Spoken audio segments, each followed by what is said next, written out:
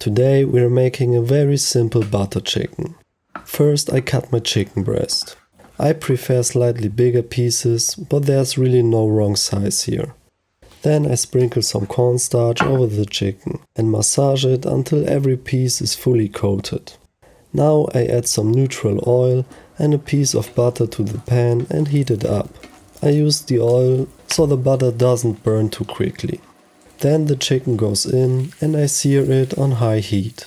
The goal here is not to fully cook the chicken yet, it's more about sealing it with the cornstarch so it stays nice and juicy. And I also want to get some nice brown spots. Once I've got some good color, I take the chicken out of the pan. It's still raw inside and that's totally fine. Now I add another piece of butter to the pan. And then the onions go in, which I cut into small cubes beforehand. I add some salt so the onions release the moisture faster. That helps deglaze the pan. It also prevents them from browning, which I don't want here. Then I add 4 cloves of garlic that I've just peeled.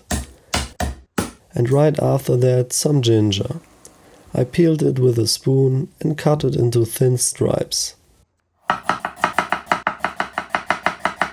And now it's time for the spices. I add 1 teaspoon of chili powder, 2 teaspoons of paprika, 1 teaspoon of turmeric and 3 teaspoons of garam masala, followed by 2 tablespoons of tomato paste. I mix everything together and let the spices toast for a moment. This really brings out their flavor. Then I deglaze everything with a can of tomatoes. I also rinse the can with a bit of water and add it in as well. With canned tomatoes, I would go for good quality. It actually makes a noticeable difference. Now the lid goes on and we let it simmer. In the meantime, I make some rice. If you have a rice cooker, you can skip this part. But for everyone else, I'll show it quickly. I take 1½ cups of basmati rice and rinse it well in a sieve. This step is really important, so the rice turns out fluffy and not just like a sticky mess. Then I add salt to the pot first, before adding the washed rice. That way the rice doesn't stick or burn that easy at the bottom. Then I add double the amount of water, in my case 3 cups. I bring it to a boil, then reduce the heat so it just gently simmers. Once the water is no longer visible, I turn off the heat and let it steam with the lid closed for about 15 minutes. Now back to the butter chicken. It already smells amazing. I add 1 teaspoon of sugar to balance everything. Then I pour in the cream.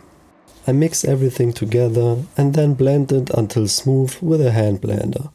And of course, a quick taste test. Now I add the still raw chicken back in.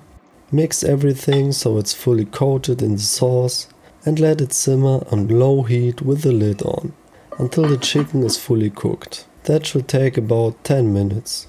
Once it's done, I add 1 last small piece of butter. I mean, it's called butter chicken for a reason. And now we are ready to plate. I fluff up the rice with a fork, put it on one side of the bowl and the butter chicken on the other side. Then I add a thick line of chopped parsley in the middle. You can also use cilantro if you like it. And we are done.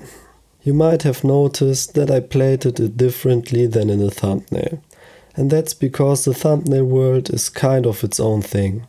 When you cook for yourself, you usually keep it simple. But now let's try it. Butter chicken is one of my all-time favorite dishes. And especially this simple version makes me cook it again and again. Of course it's not super authentic, but it doesn't always have to be to taste amazing. Let me know in the comments what you think.